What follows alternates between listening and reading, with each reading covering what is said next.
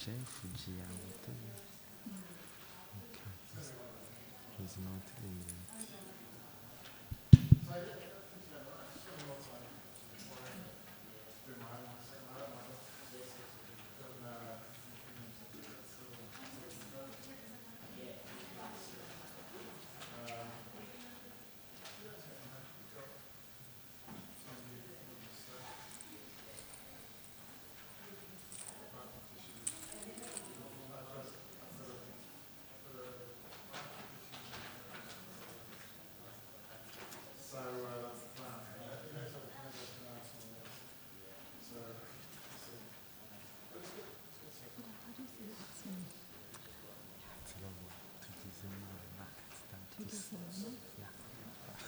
It took me forever to remember how to spell it. Yeah.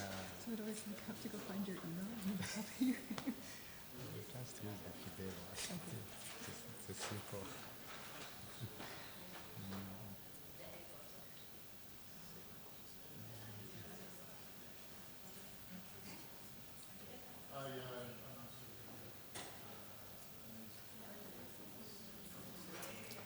I saw the Krista. The survey is already out for Yes. members. Yes. Maybe you can mention that also. Good point. They're going to mention it at the opening ceremony as well. Very long board meeting yesterday. It was like a good 3 hours. It's a long. It is.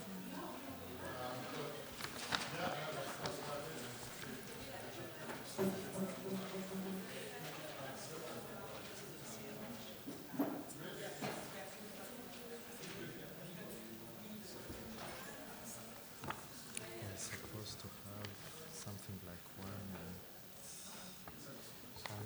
101 people.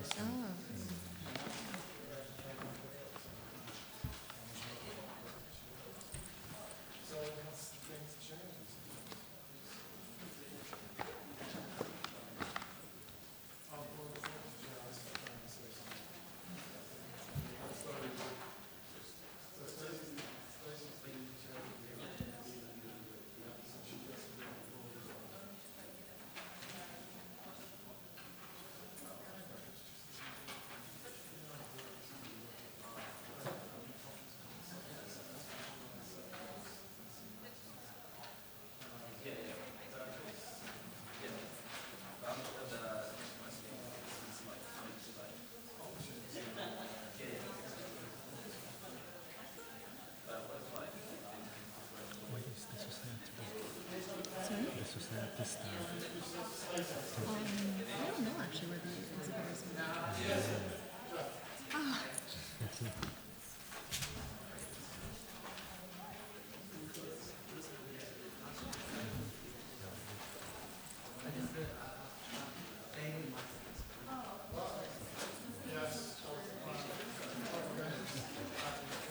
So this.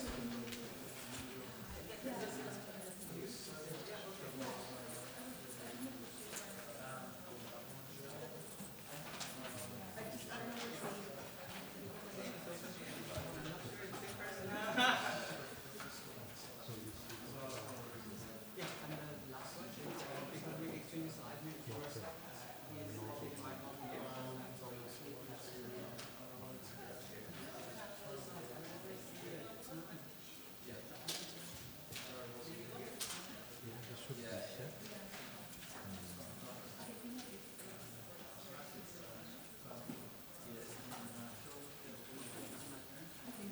Oh, do you want to double check this?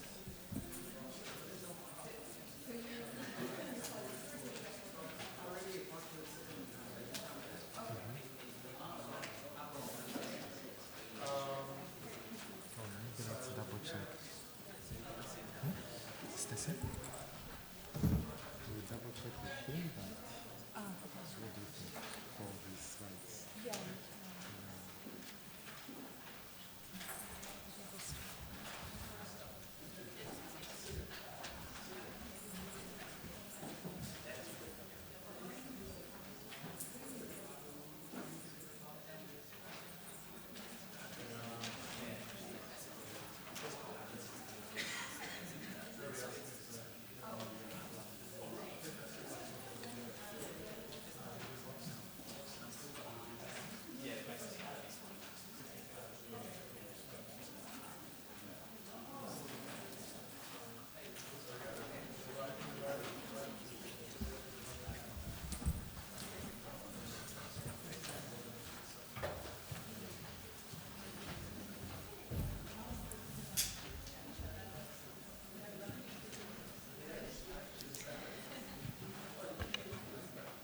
Good morning, everyone. Oh, sorry. I guess you're all awake now. Welcome to the first of the EMN workshops today. My name is Stacey Reinke, and I will be co-chairing with Fidel Tugazamana. Did I say that correctly? We're part of the EMN committee. So the EMN committee consists of 12 people. So if you see us around during the conference, come say hi. For those of you who are early career people, we have a reception tomorrow evening at 7 o'clock. So please join us. It's going to be a lot of fun. You can find out what kind of programs and services we offer and how to get involved. And we're also going to have a quiz night, so no boring speeches this year. We're going to try to have a lot of fun. So welcome again. This is the Statistical Considerations and Pathway Analysis Strategies for Metabolomics Datasets workshop. And our first speaker is Dr. Saravanan Dayalan. Did I say that correctly? He's from the University of Melbourne, and he'll be talking to us about statistical and chemometric considerations for metabolomics datasets.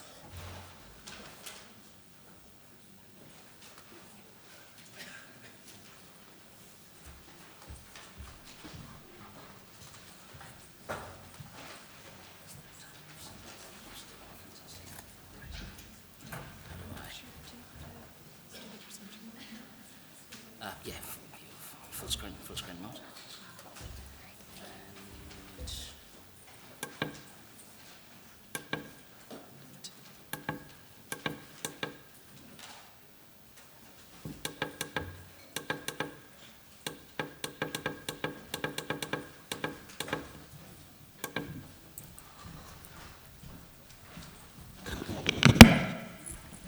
Sorry. Yes, thank you, Stacey. And I'd like to thank the EMN team for having me here. Can you guys hear me at the back? No, it's not on the microphone. All right. I can't stand in a place and speak. It's very difficult for me. I need to move around a lot. All right. Look, because this is an EMN session, what I thought I'd be talking about today is not about the actual statistical techniques themselves, not about the actual univariate analysis techniques, the multivariate analysis techniques, and so on, but the overall considerations that we will have to make, and what are all the pitfalls that we could potentially make, and what are all the best practices that we will have to make whilst doing statistical analysis, is what I thought we'll be talking about today. Look, I'd like to start off the talk with this quote by R.A. Fisher. R.A. Fisher is one of the founding fathers of modern statistics, and he contributed a very large volume of work around the design of experiments. So Fisher says, to bring in a statistician post the point of collecting data, running your experiment, is equivalent to you doing a postmortem examination, asking him to do a postmortem examination on the experiment. So the point here is you will have to try to get in and start thinking about statistics as early as possible. The ideal position for you to start thinking about statistics is even before you start working out the experiment. So from the time you start thinking about devising an experiment is the time when you will have to start consulting with a statistician. And the type of things that you'd be talking about is, what are the different types of groups that you're going to have, and how are you going to sample your population, right? For metabolomics, it's very important that the individual samples of your group are all very similar to each other, right? So they have to be, say, for example, sex matched and age matched, and has to be exposed to very similar variables except for the one that you're trying to measure, and so on. And of course, you'll also have a serious discussion about the number of samples. So this we already know that plays a very important role in determining what is significant and what is not significant, and we'll talk about that a little bit later as well, right? So these are the types of discussions that you will have to start having with a statistician or a biostatistician even before you start designing your experiment, right? And also, this is the place where we'd start thinking about power calculation. Say, for example, it is normal practice for you to run a pilot study, a smaller study, and especially if you do have a metabolite or a group of metabolites that is of significant interest to you, then this is where you would be focusing on calculating doing a power calculation to determine the number of ideal samples for you to run your second validation experiment. So, bottom line is, these are all the different things that you should start thinking about and discussing with a statistician even before you start your experiment. And the overall idea, the overall goal for us to do all of this is fundamentally to reduce variability in the entire system, right? So we're talking about getting rid of any kind of variability in the sample collection stage, in the sample preparation stage, and the whole lot all the way through. So that is the goal for us at the end of the day. And again, the reason we do this is for us to have reproducible science. Now, this could be for yourself. Say, for example, if you run a pilot study and you find a set of metabolites that are significantly different, then it is very important that you see the same results showing up at your validation study as well, right? And it's just not for that, as you know, if somebody else tries to replicate your experiment, they should be able to see very similar results that you have produced as well. So to contribute to all this, you will have to start thinking about statistics much earlier in time, not past running your experiment and collecting your samples and collecting your data.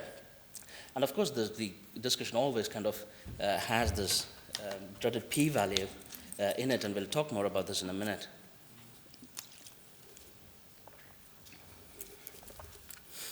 So as I said earlier, I'm not going to speak about the actual techniques themselves of the multivariate or univariate analysis. There's lots of other resources where you can pick them up. So yesterday, I believe you must have, in one of the yesterday's workshop, I think you must have looked at all the data pre-treatment that you would do. So this is the point past acquisition of data. So you've acquired the data in the instrument, and before you expose the data to any kind of statistical analysis, you will have to pre-treat the data, or in other words, we go to reduce all the unnecessary variation that's crept into the system.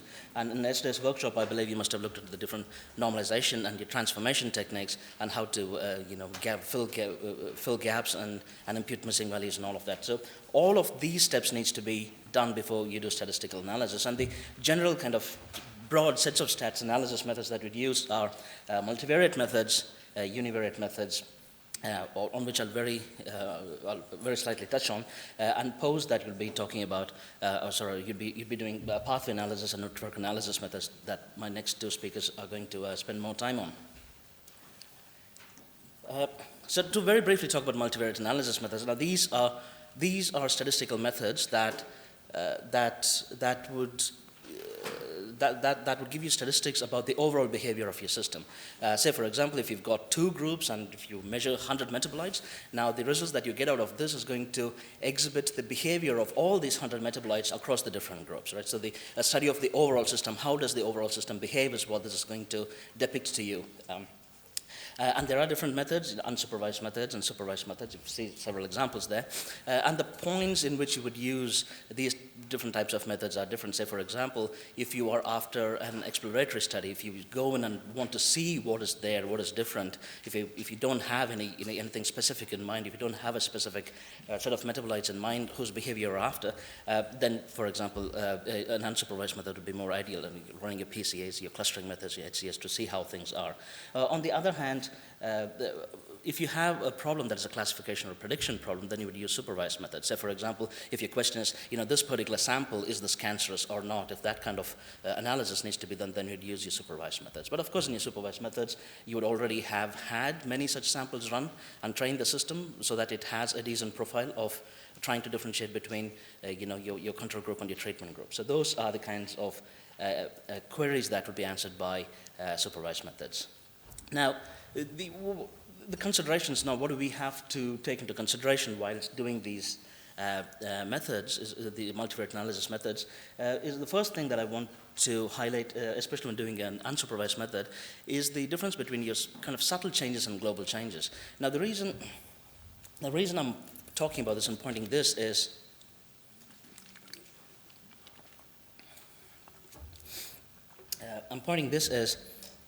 over the many years that I've been doing stats analysis for metabolomics, for clients especially, the moment they don't see a drastic difference in your PCA plot, they start panicking, right?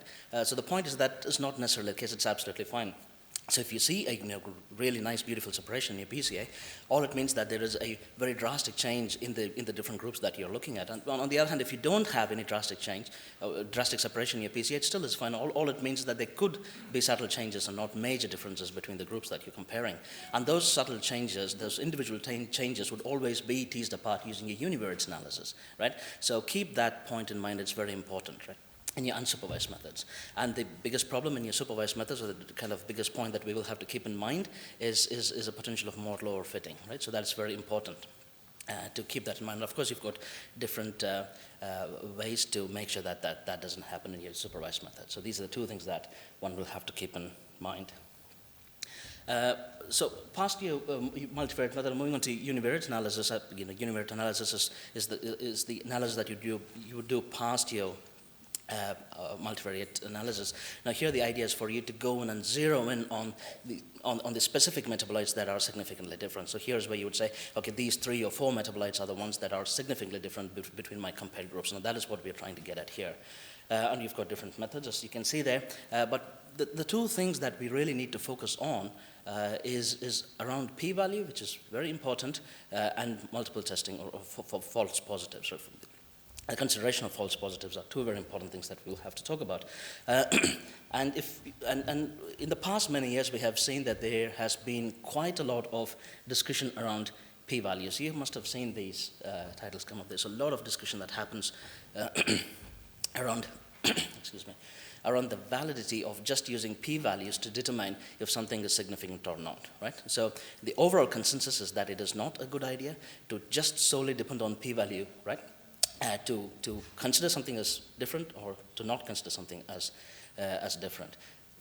So keep that in mind. Well, the idea is to use other measures, say for example, such as confidence intervals and several other measures to try to make sense of if something matters or not. Because keep in mind, right, something could be statistically significant with a p-value of a very small number, less than 0.05, but it could not necessarily be biologically interesting. So there's a difference. So the point I'm trying to drive is that don't just blindly go with your p-values, but take the bigger picture into consideration. See if this particular metabolite could have any, role or stands in your overall pathway. For example, if you're interested in, right? So that's very important. Just to not take p-value in its face value. But having said that, there is a cultural change, as we can see from all these discussions that has been happening.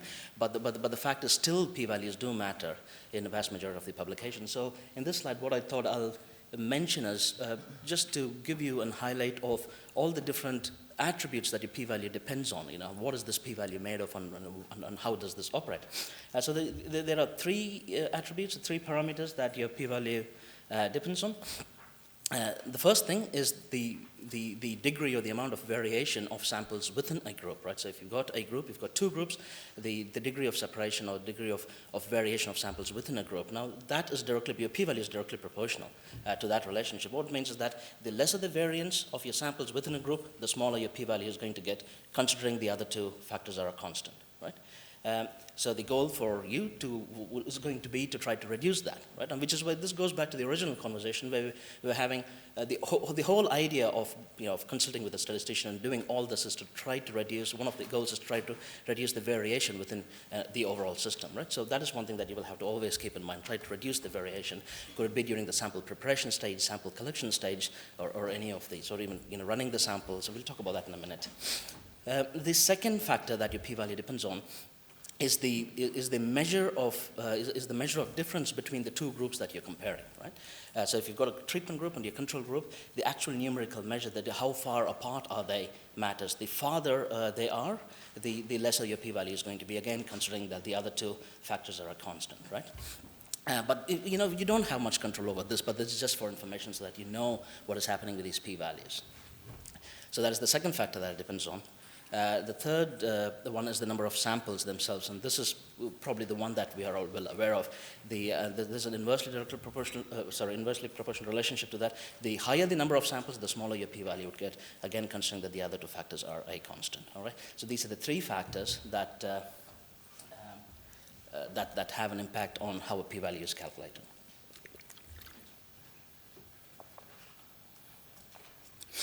The next thing is false positives. I think a vast majority of you would have come across the study at some point, or at least heard about it. Now, this is a study done by some smart guys. This study won the Ig Nobel Prize for 2012 in neuroscience. It's a really nice study. I put it on all my studies all my talks to my students. So what they've done is they had a dead salmon, and they put the dead salmon under fMRI.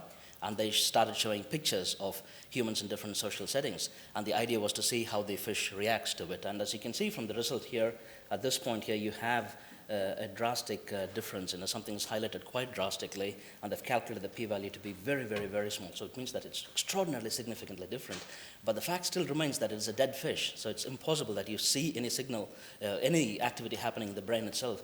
And the idea that they were trying to pass on is the idea of repeat testing. So if you repeatedly do hundreds, if not thousands of tests over and over and over again, just by pure chance, you are bound to have things that look promising. So these are false positives. So it's very interesting to say the take-home message here is that false positives are real, and please do have that into consideration and don't throw them away. The reason I'm saying that, the reason I'm emphasizing that quite a bit is because again, over the many years that I've done, I have had this discussion with senior researchers outside metabolomics who just refuse to believe in the idea of false positives, because their argument is that, hey, look, I can see a signal in the mass spec here, I can see a signal, and if you come back and say this signal may not be true, if you tell me how the signal is false, how can I trust that? So this idea is very important, and it happens. So please do not ignore false positives, because if you do so, you're going to have problems when you're trying to repeat your experiment. Look, take-home messages. I've got, I think, a couple minutes left. Take-home messages. Again, you must have seen this quite a while ago. I can't recall when this happened. But that's the Virgin Mary toast that I know it sold for a lot of money, but I didn't realize it sold for $28,000. That's a piece of toast. Someone's bit into it, but they thought they saw Virgin Mary in it, right? And that sold for $28,000. The reason I'm showing this here again is to emphasize the point that whilst you are trying to interpret your results, please make sure that you have another pair of independent eyes that can go through the results, because human eyes are very good in trying to see what we want to see. It's very, very important, especially if you are the researcher and it's your research that you're trying to interpret and get results. Unintentionally, you would end up seeing what you want to see. Now, this is very important, especially when you're trying to look into or stare into a PCA plot or stare into bar graphs. Bar graphs are a bad idea to begin with. So the point I'm trying to emphasize is that please make sure that you consult with the statistician, not just at the beginning of your experimental phase, but towards the end while you're interpreting your results as well. Right? That is very important. And we already spoke about the idea of reducing variability to all these different stages. Like if you are an end researcher, you would have control over how you select your samples, how you collect your samples, but also please make sure that you work with the metabolomics people and have a discussion with them to know and understand what steps they take to reduce variations during the sample preparation stage and instrument run stage, right? So there are ways in which we do it, and please make sure that you are aware of that and you are ingrained in that discussion. Again, look, the less the variation that we have in the system, the better for statistical purposes, because stats at the end of the day can try to reduce this variation, but it can't get rid of it completely. So it might as well not have that situation to begin with.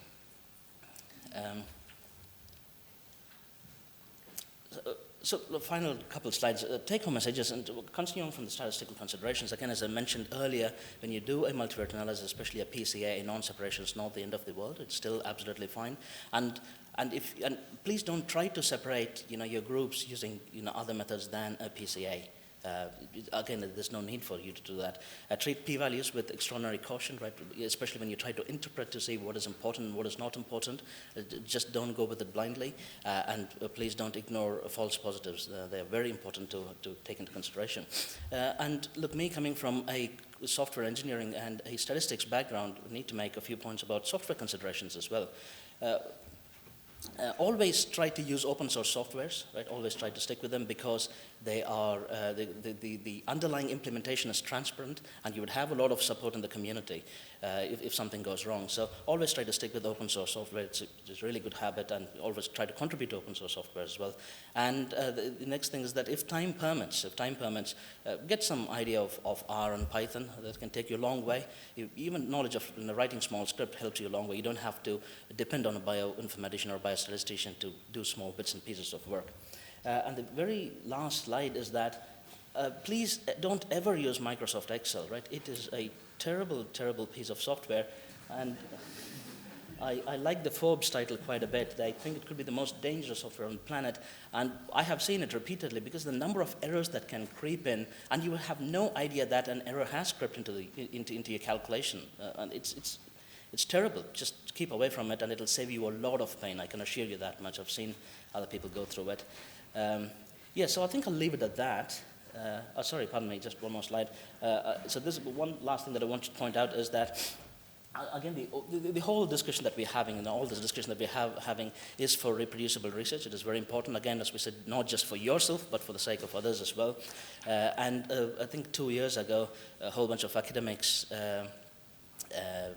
industry people and publishers came together and put this FAIR principles together, and that is kind of a guiding set of points for reproducible research. And what we don't want is to end up titles like the other one, like the PLOS medicine title, right, where you must have again come across this a while ago, where the argument is the most published research findings are false, and we don't want to end up, our experiment to end up under that title. And reproducibility is a major crisis, as you can see from the Nature the plot there acquired by Nature. Only 3% think that it's not a crisis, and the 97% of the researchers think it is a major crisis in hand. So I'll probably leave it at that. And I'd like to thank my colleagues at Metabolomics Australia. I'll take a few questions. Yes, thank you.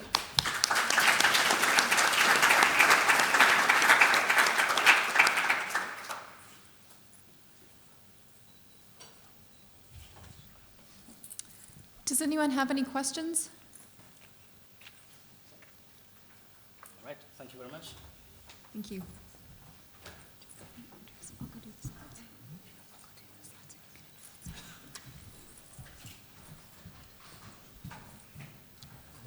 Thank you so much. Our next presenter is Fabien. For the next 45 minutes, we have biochemical pathway mapping approaches by Fabien and Jeff. We start with Fabien from Toulouse.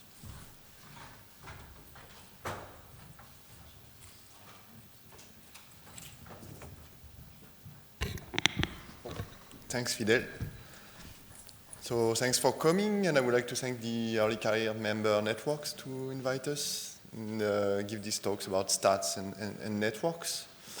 So I will do the first part on the databases, a little bit of bioinformatics analysis, and then Jeff will go on the visualization aspects, but which is quite important aspect. So I am from France, from Toulouse, and so where do we stand with the network analysis is that we are really downstream analysis during the process in metabolomics. So you know all these steps, sample prep, chemistry, you do your stat, as we just saw. You identify your peaks that are relevant, you do your metabolite identification. And then the final question, one of the final questions is, what does they mean? What does this compound means? And so you need to do to go back to the biochemistry and to do some interpretation of your data. So mainly what we are going to talk about is how do we put these metabolites in the context of the metabolism in general. So I will go through one example that I will use, which is one experiment where they did MS on yeast exposed to cadmium, which is a metal which is toxic, and a control yeast. And then what you get from the biochemist is this list of metabolites that go up and down in terms of concentration and that were identified. But then the question, as I said, is what are the metabolic processes that are leading to these changes in concentrations for your metabolites? So you want to go back to the reactions to do that. And basically what the people do, and that's one kind of schematic representation I did from the paper, is that they will, based on their knowledge, they will try and interpret these metabolites that are going up and down. And so they will try to relate them when they know the relationship, but for some parts of the picture, it will be more difficult to make the connection, maybe because it's far away in terms of metabolism. So basically what we try to do is to help in filling the gaps between the knowledge the people have and what knowledge is available outside. So the expert knowledge, and we work with very good experts, but in any case, their knowledge is only part of the whole picture. So you need to take into account the whole picture if you want to have a more holistic way of analyzing your data. And that's the kind of statement you can do is, if you only focus to what you know, you may miss some things. Let's summarize it like that. So to do that, I will go through 4 points. I will explain you how we can gather this information, what is behind the databases you are using, KEGG and so on. Then how you can put your metabolites in the context of this network, the mapping. Then I will just give a few words about graphs, which is a way to model this big network. And then some algorithms or hints on what algorithm you can use to analyze that. And then, of course, the visualization will take a strong part in this analysis to improve this analysis. So the first step is to know what reaction can occur in the organism metabolism. So you want to list all the biochemical reactions that can happen. The way the people are doing that in bioinformatics, the main way, is you go from the genome and you try from the genome to create this list of reactions. So you are going to take your sequence, the annotated sequence, and then for each gene, you are going to look if it codes for an enzyme. And then if you have the enzyme, you are going to look for the reaction that this enzyme can catalyze. And then you are going to list all these reactions. But once you do that, once you have done that, so this is automatic, so you can do that, let's say, in 1 day. But then you will have a lot of work to improve the model because there will be a lot of false positives, there will be some reactions that are missing and so on. So it takes years and it's an ongoing process to have good models. So yes, just basically you look at the genes, you also have the, if you need one or more genes to have a reaction, and then you're going to do the connection between the genes and the reactions, and then you can, from that, figure out a list of metabolites that should be found in your organism. And as I said, the models are good, but they are always being improved. So you have to keep that in mind, that the databases you are using, you have to know the version, because maybe the next version will be better, and so on. So it's really an ongoing work. But as I said, since we come from the genome, it's a good framework to look at your metabolomics data, but all other omics data, because then you are going to be able to relate your proteomics data to reactions, your transcriptomics data to genes, and your metabolomics data to the metabolites. So it's a good platform to have a first hint on the omic analysis.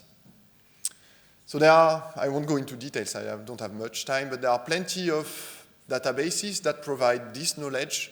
So KEGG and BioSeq are the most commonly used one because they cover a large range of organisms, hundreds of organisms. But then people in the modeling community are more and more using files, SBML files.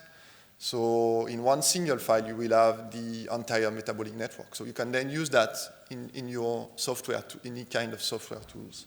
So generally, they come with papers. So as supplementary material of your paper, you will have this big file with all the knowledge in it, so which is quite useful. So once we have the list of all the reactions, all the metabolites, we want to put our metabolites back in this big picture. So I'm just going to tell a short story. Sorry for the people who know already the story. So this is the president of the Metabolomics Society, so it's Jules. And he came to visit us in Toulouse, and he told me that he wanted to do some cross-country skiing. And I said, yes, that was a good idea. The mountains are not far away from where we are. But what Jules was thinking we were going to do was that, and what I thought we were going to do was that. So it ends up in really confusing conditions, let's say. He's president, so I don't have to say much. So that's the result, and that's the conclusion of Jules from his visit. So my point is that if you don't understand each other between the bioinformatician and the biochemist, you may end up to really, really confusing conclusions. So the point is, and just to show that it was a good time anyway. So really what we get from the biochemist is the names they are used to give to their amino acids, to all their compounds. But what we have in databases, let's say KEGG or SBML files, is this kind of identifiers. And we have to make the link. And it's not always straightforward. So there are plenty of cases where we cannot make the decision on our own. So my point here, and I don't have much time to go on that, is that it's good to have common way to identify the metabolites. So inches, for instance, are quite useful for that. So if you are doing the metabolomics, I would suggest to talk with the bioinformatician also for this question of identifiers. So once you have done that, then you can put back your metabolites in the metabolic pathways. For instance, here it's in KEGG, and if you see there are some red dots that corresponds to at least one of the compounds in the list. So pathways are good because they are giving you an idea about the functions. And so you have glycolysis, you have many pathways. So it's good when you find some metabolite in one of your pathways, you say, okay, this function seems to be moving in my experiment. But it's a bit complicated, more complicated than that. So you remember the big picture at the beginning. It's more than 100 pathways that are interconnected. And so, for instance, here, serine, one of the compounds we identified, so it's 2 times in the pathway. But at this level, you cannot answer to the question, what are all the reactions that can produce or consume serine? You are missing some of them. They may be in other pathways. So you have a partial view of what the metabolism is. And let's say we also identified arginine, and arginine is not in this picture. It's maybe in another pathway. So how do they connect to each other? So we need to have a larger view about that. The other drawback of pathways is that the definition is quite subjective. So for instance, here glycolysis and gluconeogenesis in KEGG, they are in a single pathway. But if you go to human-seq, it will be divided into 1, 2, 3, and 4 pathways. So the boundaries, the limits, where it starts and where it ends, is different from one database to the other. And it's really subjective. So if you are always using the same database, it's okay, but if you are moving from one to the other, it's going to be hard to compare. And the final point I was talking about is that if you look, for instance, at your TCA cycle here, you have this picture in mind. But in reality, at least in the reality we know, this TCA cycle is embedded in the entire network. So it means that, for instance, this metabolite is maybe consumed or produced by another reaction. And if you are doing labeling experiments, that's what people face most of the time, is that say, okay, my labeling is not really good, I should add this reaction to make it more, to fit better to my knowledge. And then you end up adding reactions to fit your data. So sometimes it's good to go the other way around and to look at the entire picture. The issue with that is to do your interpretation on these large networks. Visually, it's hard. So you need to have some algorithm that helps you in using these big networks. So that's where we are going to move to the modeling part. And we are going to, there are plenty of ways to model metabolic networks. I will talk about one which is, let's say, the easiest in terms of modeling one. It's the graphs. So just to be more precise, so what we call genome scale metabolic networks is these big networks you see in pictures. So we are going to put together the metabolites and then all the reactions that can produce or consume them, and then the metabolites that are produced by these reactions, and so on, until we reach the entire network. So we take all the knowledge into one single element. So just to give you an idea about the size, for the human metabolic network that many people use, there are more than 7,000 reactions and more than 2,600 metabolites. So you cannot deal with that by eye. So you need to turn them into models. So the graphs is is really old science in mathematics, already really old branch of mathematics, so it comes from this time, and it was introduced by Euler. And the question he was asking at this time, he was living in this city, Königsberg, and he wanted to go from one part of the city, go through each bridge only one time, and come back to the starting point. So let's say we start here, go through this bridge, this bridge, this bridge, this bridge, and here. We cannot leave this island because we already went through these 3 bridges. So we try another one. So do you find a solution? Sorry, some people may know that, but.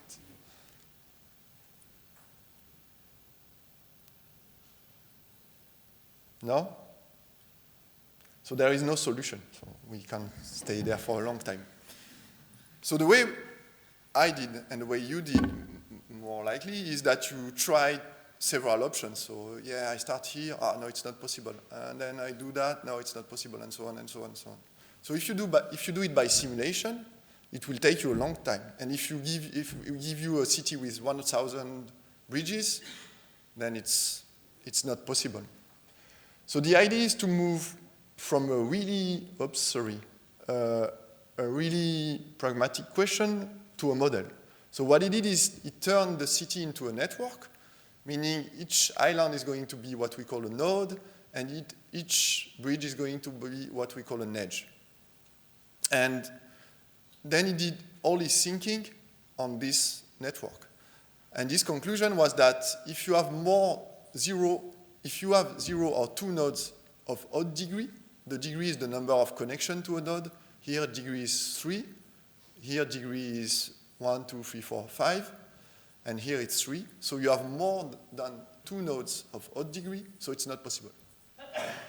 So if you give him any city, he will just have to look at the degrees of nodes, and he will give you the answer. He won't have to do all the simulations. My point here is that if you use a clever model, you will be able to answer a question really faster than if you use simulation, for instance. So basically what we do with metabolic networks and graphs is we turn the metabolic network, the map we have, into this model, and then we do the thinking on that. So to do the thinking, we are going to do what we call algorithms. So the basic one, and the one we can use, is the path search. You want to go from, let's say, a simple question, pyruvate to glucose. So you want to find the sequence of reactions that allows you to go from one point to the other. Basically, what you want to find is the glycolysis, for instance. So how can we find that automatically? And that's what we are trying to do. So the good news is that since Euler, plenty of people did many algorithms. So we have algorithms to compute paths. The bad news is that if you look at all the possible paths between glucose and pyruvate in the network, you have this number of possible paths. So if you think about a map and you want to go from one city to the other, you have plenty of options, and that's the same in the network. So what we are going to try to do in bioinformatics is try to get rid of the irrelevant path. So in terms of networks, going from glucose through ADP to pyruvate is a path, but that's not the one you are looking at, you want to look for. So we are going to try and not go through this path, but more likely go through this one, which is the one we are looking for. So I won't go into details, but one way to do that is to use the chemistry of your reactions. So you start from your compound, you reach beta-D-glucose, and then which way are you going to take, this one or this one? So what you can do is look at the structure of the molecules, and then you realize that beta-D-glucose is mostly involved in beta-D-glucose 6-phosphate. Remember that you have to do that for all the reactions of the network. So here it's easy by eye to do that, but we want to go automatic. And the way we are going to compute this similarity between the compounds is to use the fingerprints. So you are going to put a 1 or a 0 if your molecule has more than 4 carbons, more than 8 carbons, and so on and so on. So you describe your molecules into small pieces, and then you create a vector for each molecule, and you are going to compare your vectors, and it gives you a similarity. So here, when you reach this point, you look at that and you say, okay, it's more likely that I go through this path. So if you use that in all the network, then you will be able to make some good decision. It's not always that easy. There are some complications, but it's one way to do that. So let's look at that in reality. So here you have the yeast network, if you remember the story I was talking at the beginning. You have the metabolites that we found in the experiments. And so it's a few metabolites compared to, so that's the cake network, to the cake network. But then if you look only at the path between these compounds, you start to have something which is sparser that you can maybe, if you draw it well, interpret more easily. So really the point in visualization, what we are going to see after, and in all these algorithms, is to start from a really large data set and few metabolites and try to focus on what is most relevant for the analysis. So just a few words, that's the software we are developing. I won't go much into details. And you can do some of this analysis. Some are more complicated and are offline. So just to wrap up, so one of my points at the beginning with the story with Jules was that the identifiers are really a pain for us when we don't have the good ones.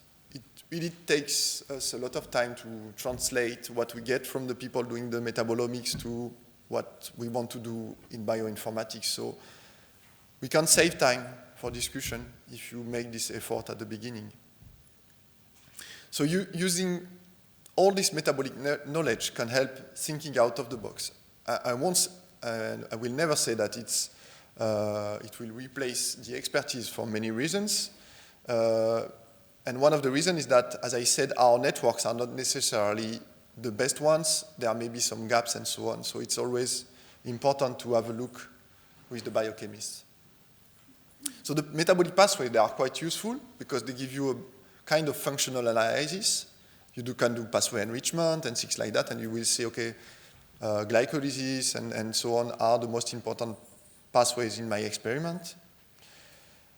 But there are some drawbacks with pathways, and one is that if you focus on a few pathways, you may miss some more complex processes that are of interest in your analysis.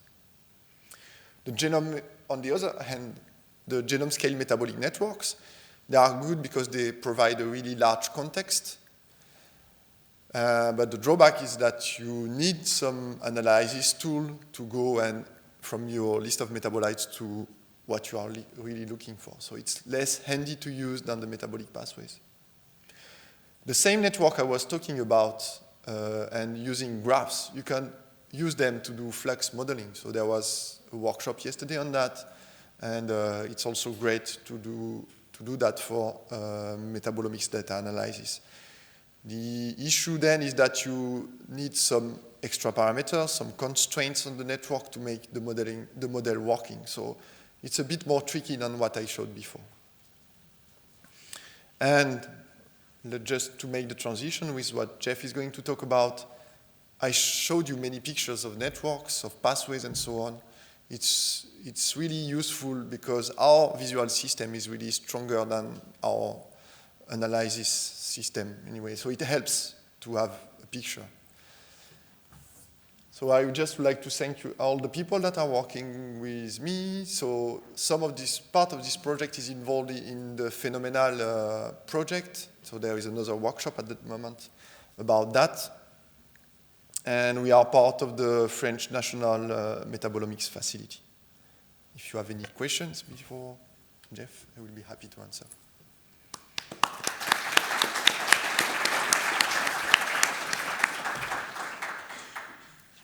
Are there any questions?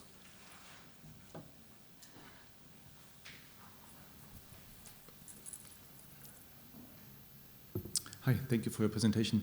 Can you comment on the statistics used for enrichment analysis for small molecules? We do a bit of work on that. So it's So pathway enrichment, basically the idea is to find which pathways are the most relevant based on your list of metabolites. The thing that is, we tend to use the way the people who are doing transcriptomics, but there are some issues with that because we don't see all metabolites. We will never be able to measure all metabolites that are in the pathways, so maybe our, let's say, data set is not the right one. We should discard some of the metabolites. Then it's complicated to choose the good way to correct your statistics because some correction tests are really too strong. So I think it's not an easy question. And the other thing is that pathways may overlap, and pathway enrichment is based on the assumption that the set are independent. So there are plenty of tricky things in this thing. So it's a good way to start, but I won't make too much confident in that, I would say. And the last thing is that it also depends on the database you are using. For instance, we are using the human metabolic network, and there is a huge pathway for fatty acids, and then you have small pathways, and it could have an impact also the database you are using. So it's a long answer. I don't know if it answered to your question. Right, I agree. I see. I guess you can summarize it in it's complicated, right? I mean, we cannot use the same statistics that are used in proteomics. I was just wondering if there's any recommendation that you would make, where to start, what statistics to use, or is there no such? I mean, I feel like there's no agreement in the community at this point what to use. What kind of statistics? Is that pretty much what you're saying? So the one we do is exact Fisher test and then Bonferroni correction. But you can do other corrections that are less strong than this one. And then I think in metaboanalyst, you can also do this pathway enrichment. But I think we should revise a bit in the light of what metabolomics is, as I said, and try not to apply exactly the same approaches. But doing some Fisher test and Bonferroni or Benjamini-Hochberg corrections after is already a good start. Thank you. We probably have time for one more question before we move on. Does anybody have another question? I have a question, actually. So, I mean, this is very exciting stuff. For somebody who doesn't know much about it, how would one get started in this? So for instance, the pathway mapping is relatively easy. So if you go to KEGG, you have your identifiers, you copy-paste your list, and you have your maps that are overlaid with your data. There are some tools that allow to do that. For the network stuff, what we do can be used. There are other tools that are online, so MetaExplore is one way. So it's the same thing, you copy-paste your lists and see in your network. As I said, the tricky stuff, and that's also in general metabolomics, is to have the good identifiers for the database you are using. The other tricky part is if you want to work on human, for instance, there are several databases that are describing human metabolic network, metabolism. So you have HumanSeq, you have KEGG, you have the Recon2 model, and so on. So the other part is to choose the right one. So my advice is if you are really a beginner, you should start with KEGG, which is relatively okay, and then try and go on with more precise models. That's a way to start. Great. Well, thank you again, and join me in thanking Fabienne again, please.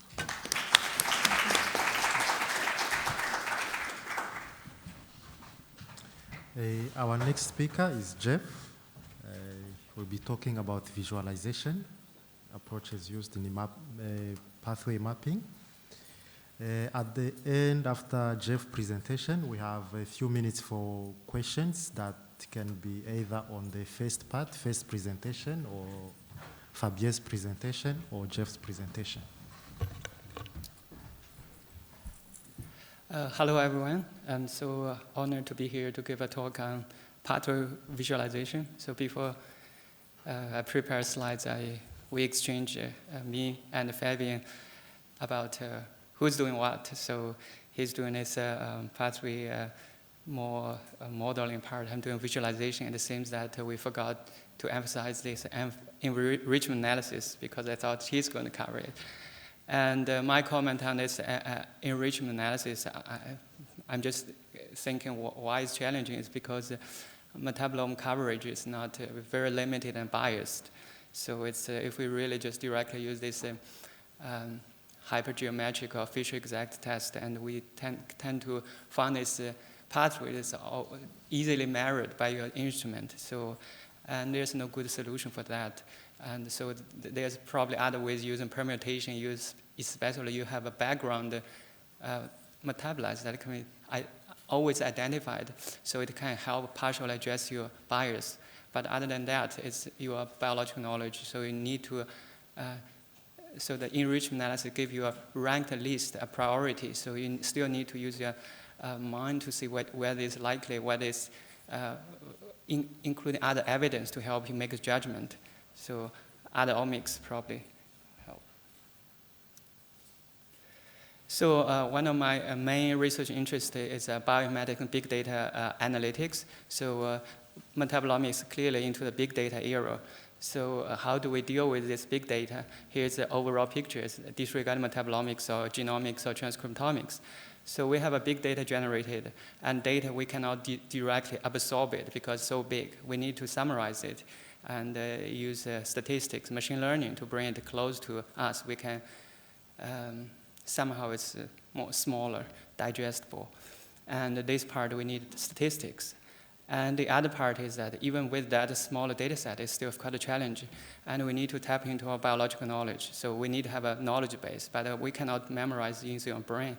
So we need to use that proper knowledge to bring it to a right biological context, just what you are studying, like your metabolomics or other omics. So this biological context need to be specific to what you study. So like a Google map, if you really locate into this city, and only the city or this block information should bring to your attention, not the other side of the world. So this, we also need to filter out the irrelevant information. And also, statistics not reliable when it's come to this omics data because it's, we don't know. All the conventional statistics developed in the 70s are really dealing with single individual data and have a lot of the replications. But now we are dealing with this high dimensional data with very few replication. So using just based on p-value alone, we are going to have difficulties. So visualization is very important. Also, your biological knowledge is important. So now, how do we deal with information overload? I already mentioned about that. So we need a data summary to bring big data smaller, more digestible. We need to have our knowledge base. So we need to encode our knowledge to be computable. So computer can filter it to bring to you. So it is knowledge representation. Here it comes to pathways and networks, which very close to what we think in our mind. Pathways, so this one connected with that one, and within a biological context. So also networks, because pathways actually people's favorite. They define it in early days, and there's kind of subjective things there. But networks more unbiased, but networks kind of so big, it's hard to understand. So it needs to be combined. And again, data visualization is very important because we're talking about pathway names, but when we really see the structure, individual component, it feels very different. And when you see a pathways, you're familiar, and you can engage with your brain to see you can just engage with the domain expert and bring out the patterns, and also give you the right biological context. So this data summary and knowledge representation and knowledge data visualization really going to be used together to help make decisions.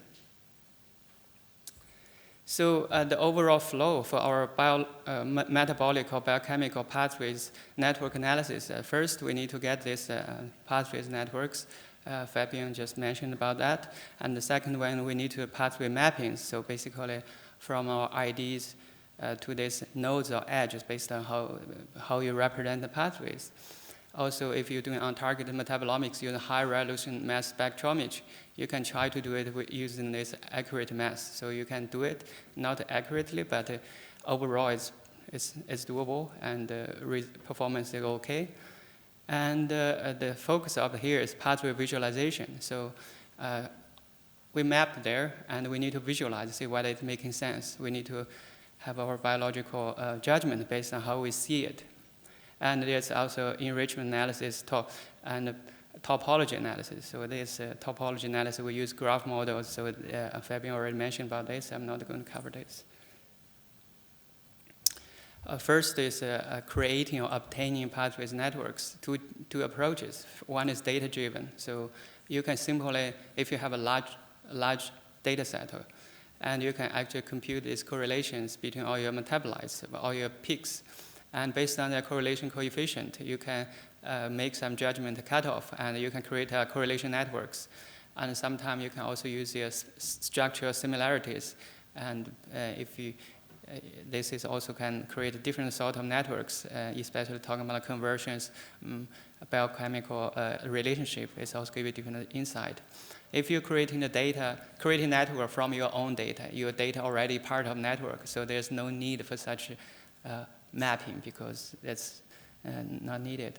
So the next one is knowledge-driven. So if we create on knowledge, the networks created based on knowledge, like metabolic reactions, protein-protein interactions, gene regulations.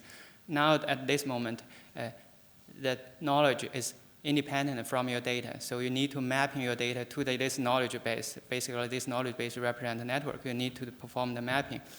And that is, so I'm going, this slide show you this data-driven network. It's very useful in some cases, as long as you have good number of samples, and you can use different cutoffs to create these networks. Based on these networks, you can really see that certain compounds or peaks or adducts or ions are tightly clustered together. And based on this, you can really have more confidence. See, these compounds are most likely to be detected in my data. So this gives you so if you use it properly, it really can help you doing some peak assignment, metabolic annotation for untargeted metabolomics. So it's getting popular as long as because the instrument get a very high resolution. The focus here is actually a knowledge-driven networks. So here it shows CAG-based metabolic pathways. So these pathways manually draw with some house software. It's called CAG Sketch. Representation uses SVG. And actually, they contain some links. If you click around, it allows you to link to the next pathway. So although it's an individual pathway, but it still contains some other pathway. You click that allow you to go there. So it's not a network, but it's a linked pathway object. So it's somehow help emulate this subjective of pathways. And if we focus on the visualization of the pathways or networks, and we are dealing with two separate issues. One is layout. If we view a very large networks, or sometimes there's just pathways, big pathways, and it's very challenging to do it automatically use a computing algorithm. So we want it aesthetically pleasing. Basically want it well balanced, and we don't want to see a big blob because we want to well use the space, and we also want to see the biologically meaningful neighborhood should be close to each other. This is very natural, intuitive thinking, and algorithms should supporting that. And also the rendering. Actually, we need to display such a network to you. So how do we do that? We need technology, so need to be interactive, allow you to point and click and zoom in, and easy to display. If it takes 1 hour or 10 minutes to show up a full image, it's too slow and you lose your patience. And then easy to navigate, just I mentioned about Google Maps. So you need to really zoom in and see what's going on there, zoom out, still see the high-level pictures. And easily accessible. Nowadays, we're talking about cloud, talking about the web. So everything should be accessed from anywhere in the whole world. And this is actually for metabolomics or biochemical pathways very challenging as compared to other field. And one I already mentioned, we cannot measure it globally because there's always bias in the instrument. And when they talk about this rendering these pathways, and it's not regular simple pathways, A connect to B. Actually, it's called a hypergraph. Hypergraph means we have, here it shows that 2 substrate and 2 product. It's not, you cannot just simply A to D or B to C or something like that. If we draw like that, human, we can usually draw this such a hypergraph just to show on the right hand. And, but the computer, it's very difficult to draw the graph like that. In reality, most easy part, we reduce the graph to bipartite graph. Basically, enzyme metabolize another enzymes. So try to relay it just into 2 different node type. On the other ones, we can simplify just metabolize or enzyme, as long as they share the one same enzyme or same substrate. So we try to make things simplified. And the other ones, biochemical network, metabolic network is densely connected because it contains certain called currency metabolites. These currency metabolites like water, ATP, ADP, NADPH. All these things is used so heavily in almost a large number of the reactions. If we really display as it is, we can see that it will make a huge blob and everything is going through that node. It's because it's currency cofactors, sometimes called generic reactions, that really make it ugly. So you can see that on the left side is a metabolic network. I already tried my best to filter these currency nodes, but it still looks not as good as the right-hand side, which is called protein-protein interaction network. It's more balanced. So it's all these kind of make it hard to do a good job in metabolic networks. So what's most popular approach to do that is manually doing it. So this is most popular tools like CAG. The other one is SMPDB, called Small Molecular Pathway Database, which I'm involved. I know how they're doing it. So that you need to use a software to help you and manually dragging around and laying out. And this one, if you're doing manual things, you can really draw a hypergraph. There's no problem because we human can so versatile. It's just time consuming. And but if you want to compute it and easily, it's not that it's hard. And the other part is template based. Basically, we want to take advantage of what other people have done. We use this CAG or SMPDB to use the coordinates to really reassign it dynamically or change the colors. So it's, we can use their this template to draw the networks. And last one is automatic. So automatic is challenging, but it's really high throughput and so flexible, so easy to do. It's just not easy to make it beautiful. So we need to pre-filter a lot of the currency metabolites, and we need to apply certain rules because we know it's irrelevant. We can really filter them out to make the view more clear. And Fabian mentioned about the Meta Explorer, which is a very nice example. The other one is called Meta Draw. Several tools that are actually making a huge effort to make it better. So here I'm just showing you some screenshot this about what's the manually draw pathways. So this is a single pathways. I don't know which pathway names, but you can see you can draw a lot of background. You can see this context. This is a hyper graph already. You can see some cofactors being drawn together, just like our familiar reaction things. And if you go to this network layout, this is a Recon 2, and it takes people. I ask the PI who. In the last metabolome conference, how long it takes to lay out 2 or 3 masters graduate students, 3 months to manually get this one into here. And so it's really a huge effort to make such a graph. But if you're doing this is very beautiful. You can zoom in and do a lot of stuff. But if you automatic layout, never close to this kind of arrangement. And here it shows that Meta Draw, which I just mentioned about how do you do the automatic layout.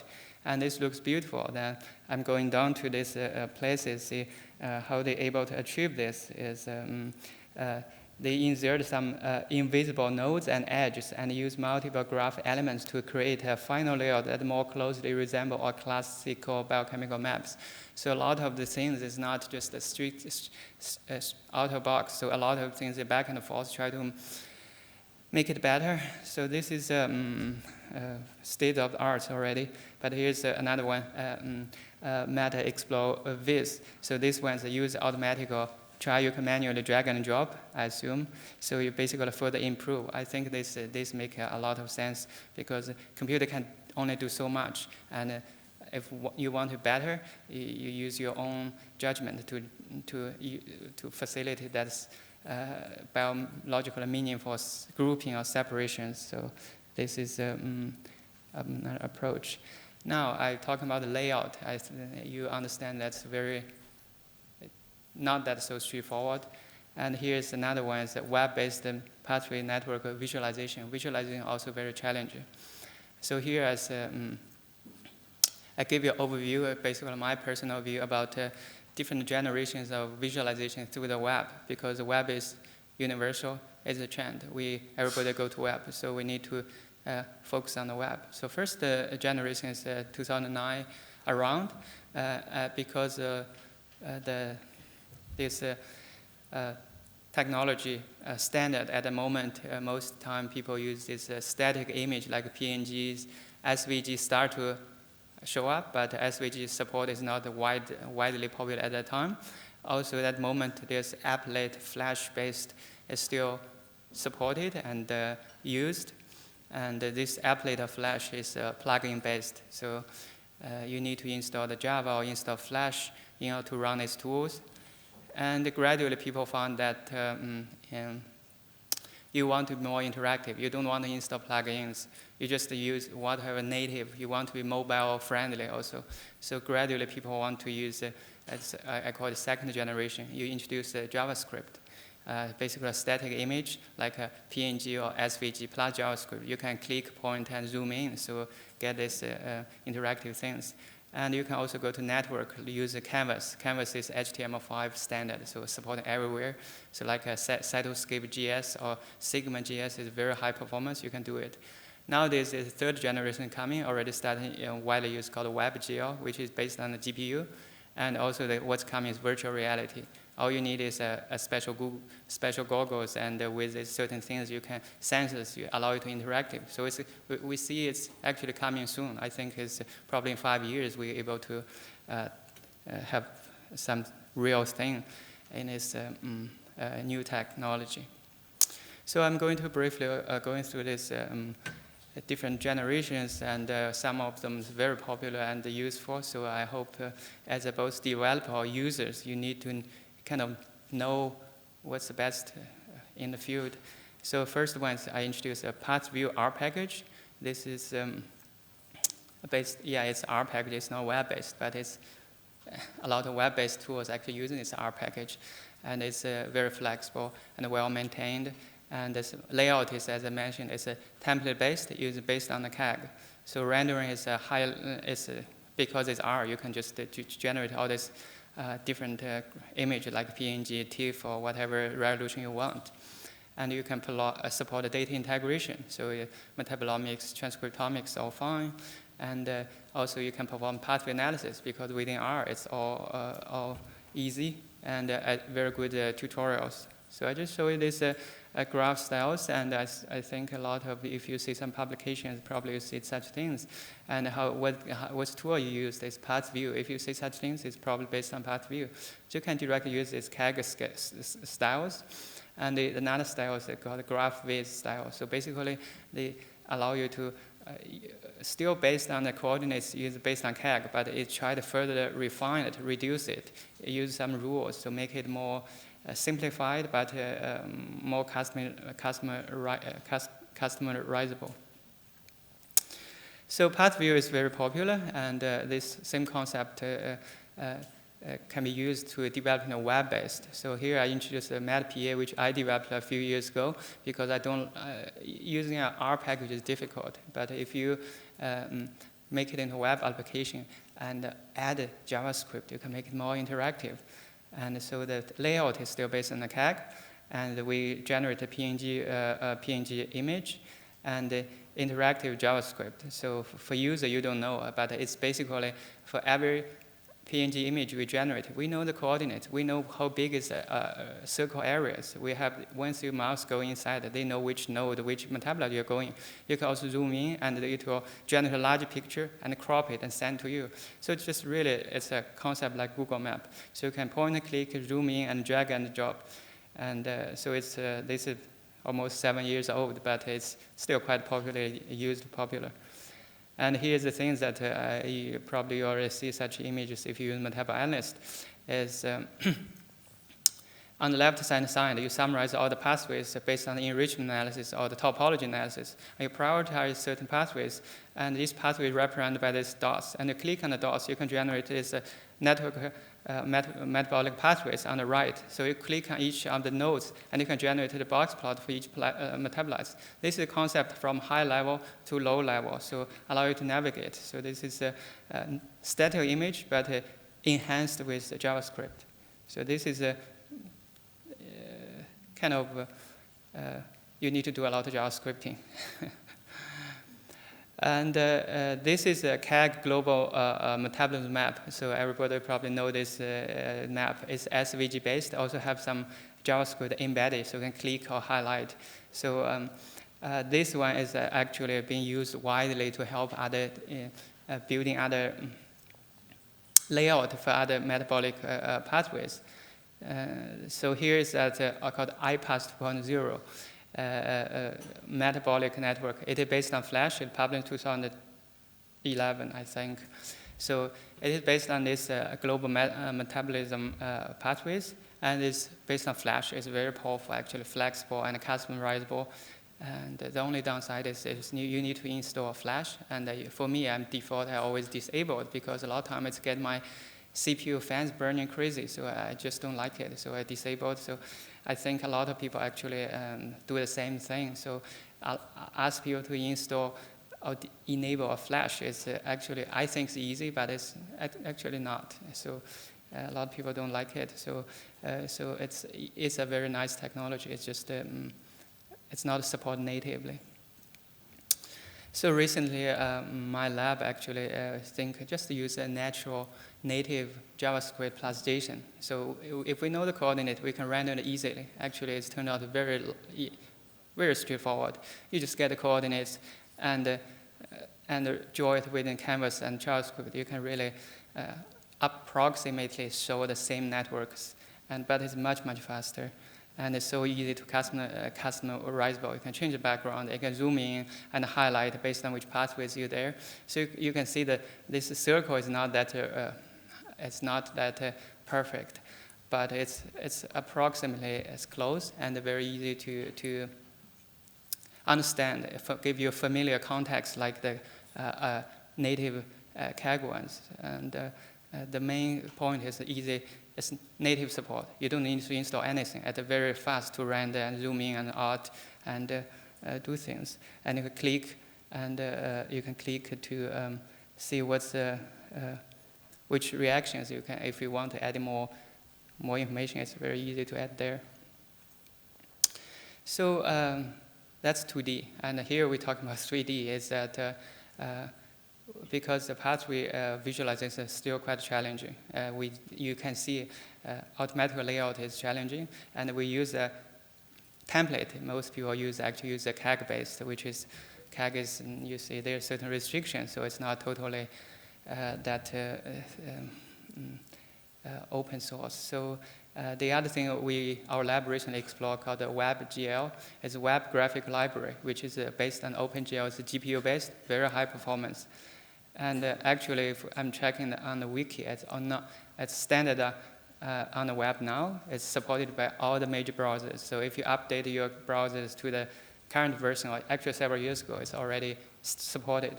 And it's actually, if people who are young generation, they use it all the time because it's a game engine. So people use this to do the game. So And we actually use this game engine to do the 3D. It's actually overkill. It's so easy. If we do this random, we talk about hundreds. Actually, they can do millions of nodes, and it seems very fast. I don't really feel anything that so far can just overload this one. So here I show this 3D we just recently explored, and so you can see this when you're rotating in 3 dimension, when it close, it's getting bigger, and zooming in, getting smaller. So the feeling is very, very intuitive. I think it's navigation-wise, it's very easy, and you get a lot of the resolutions with actual dimension. And this, on the bottom line, actually, what I want to achieve is try to combine two networks, like protein-protein interact network and metabolic networks. You can actually see that the two layers of networks, they connect each other. It's very easy to do it. It's just we need to just do it by itself is fine, but we need to allow people to do it, other people to do it. We try to put the interface around it. It seems we are very satisfied with it, and we test with all major browsers, so the performance-wise is very satisfactory. So next one is really, I'm just thinking, it's coming close. So if we really have this technology, all we need is Google have as goggles, have certain sensors allow you to interact with it. So people actually in the game industry, they already try it. I think in the research we kind of lagged behind, but it's still coming. I think 5 years it will. I think if you allow you to use research fund, you can get a goggles and have certain software to support that, so you can interact with it. It's not really, I think it's coming. The technology development is really fast in this field, visualization. So here I just summarize the resources. We talk about this, what resources you can use to create metabolic pathways. And there's path views, there's path with, there's Azure, there's MetaGeo, MetaExplore Viz. So we have several things I mentioned about it. And this is more dedicated to metabolic pathways. And there's also generic pathway network of renders. So if you are a developer or you want to go into this field, there's several tools like a D3GS, Statistical, Sigma GS is very good engines to help you rendering nice networks. And there's also some user-friendly metabolic and pathway analysis tools like MetaPA, I mentioned before. There's MetaExplore, there's Metascape. Metascape is a Statistical plugin, so it's allow you to generate very decent networks and give you a good feeling about what's going on there. Finally, just acknowledge my my lab. So Archer did 2D engine for that CAG-based pathways, and Guangyan did the 3D engine. So he's tried to finish it up, and all my founder resources. Yeah.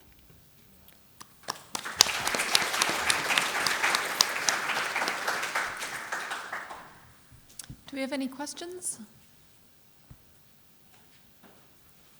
I have a question. Sure. Are these types of methods limited to known metabolites? So presumably a lot of people in this audience are using untargeted mass spec-based metabolomics, and we know how challenging that can be to identify everything. So what if people, even if they don't have a putative formula, like if they just have an MZ value that doesn't really seem to map to anything, can they still use that information?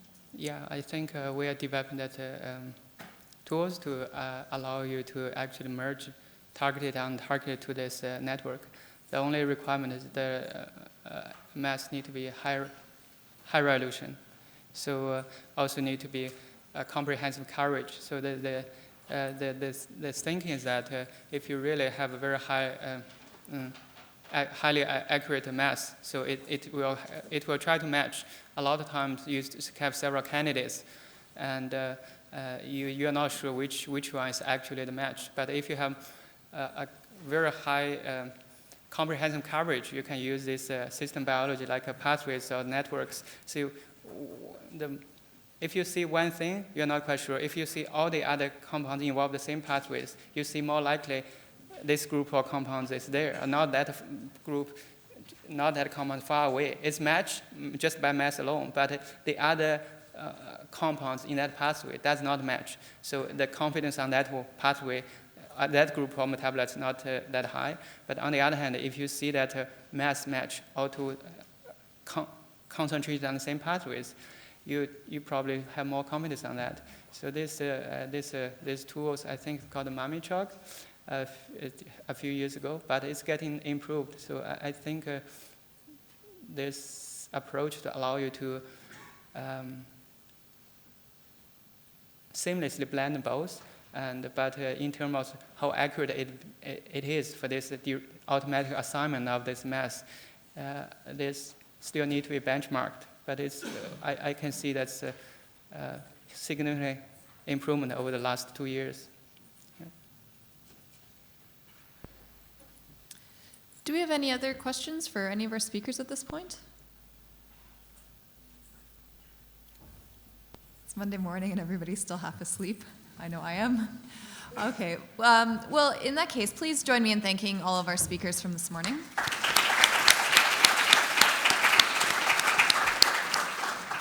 And I know there are a lot of interesting workshops, but I just wanted to remind everyone that the EMN is hosting a career development workshop next, and I think that's just over across the hall, so whoever would like to come to that, please join us. I'm getting some evil eyes from other speakers and other workshops here, yeah, we'll see you later. It's going to be across.